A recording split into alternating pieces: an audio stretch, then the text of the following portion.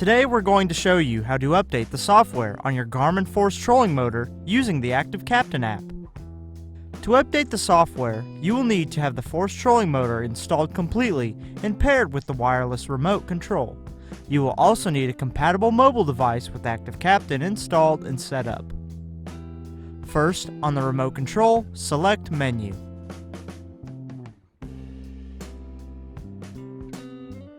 Then Settings, Trolling Motor, Wi-Fi, Mode,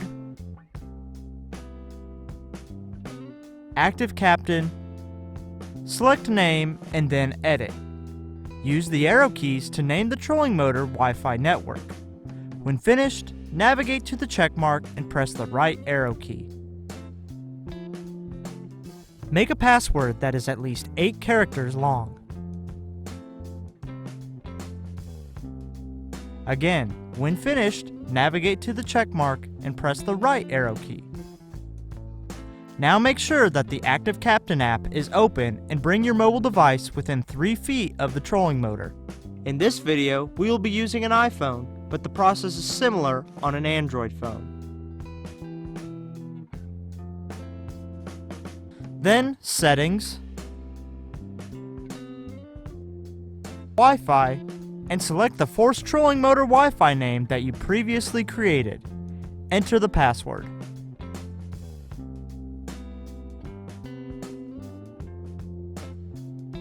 Navigate back to the ActiveCaptain app and select My Marine Devices. On the top of the page, it will say to disconnect from the trolling motor to download the update. Disconnect from the Force Trolling Motor. You will need to connect to another Wi-Fi or cellular network to download the update. We recommend not using cellular data due to the large size of the download, as it can extend the download time. The ActiveCaptain app will now download the update to your mobile device. When you reconnect the app to the trolling motor, the update will be transferred to the trolling motor.